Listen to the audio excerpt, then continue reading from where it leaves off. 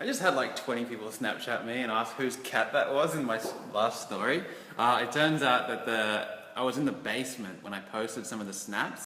So this random cat appears out of nowhere. It probably didn't make a whole lot of sense. It's not my cat. Go watch the story again. They've loaded now. Thank you to Corey. If it wasn't for his brilliant internet connection, I wouldn't have got the video up this morning. I've got no internet. Just this piece of shit dongle. It's useless. Go watch our video. Go watch our video. Here's the link. Here's the link. We just voted. Yeah. I usually don't vote, to be fair. I just prefer paying a small fine than go and spend an hour lining up with all those people. But we were in the area, so I did it today for the first time in a couple of years. I tell certain people that I don't vote, and they freak out. You've got to vote. What do you mean you don't vote? Your vote counts. Your vote's important. Not really. Unless the person that you vote for, unless the bloody political party that you vote for wins by one vote, your vote, then it counts. But what if everyone thought like you? What if everyone did that? Anyone that ever argues, what if everyone thought like that, or what if everyone did like that, really hasn't got a grasp on how the world works. I always say to them, what if everyone did what you did? What if everyone became a plumber? What if everyone became a lawyer? The world would fall apart. Not everyone is going to do what you do just because you do it. A single vote that you drop into a ballot box is not going to change anything. What can cause change is when you can start to influence, when your circle of influence expands. Like, for example, when you can put your phone in front of your face, click a button, and then talk truth to 2,000 or 3,000 people. That's when you can start to have an influence and start to make actual change. So while we're on the topic, let's talk politics for literally 3 snaps.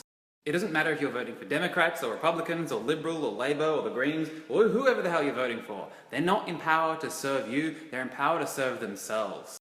And they do that by pushing around rules and regulations to help corporations make more money and get more power. And in turn, the corporations then help out the politicians.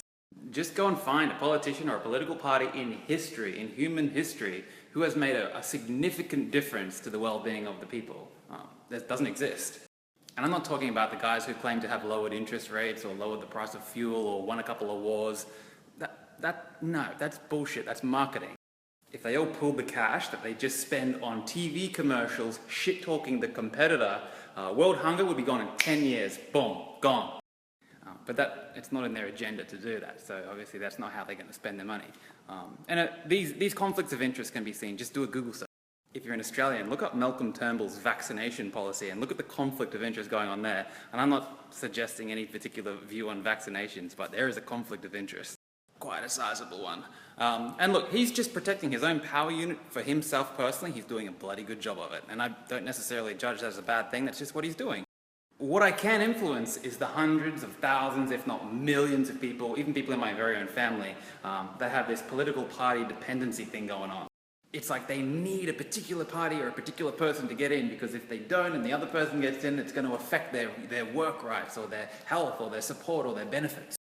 If the political party in charge is the pivoting factor around your well-being, around your empowerment, the problem isn't the political party, the problem is you.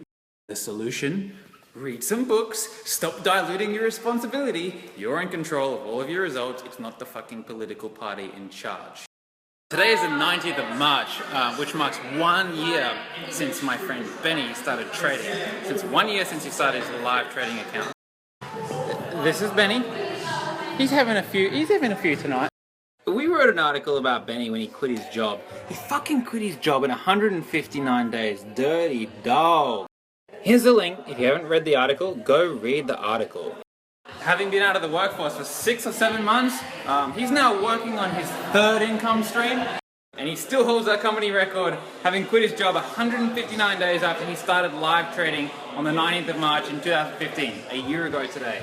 Go and follow him on Instagram. He does some really good stuff. He's got some ridiculous engagement on his Instagram account. It's like 15,000 followers. Cheeky bloody dog.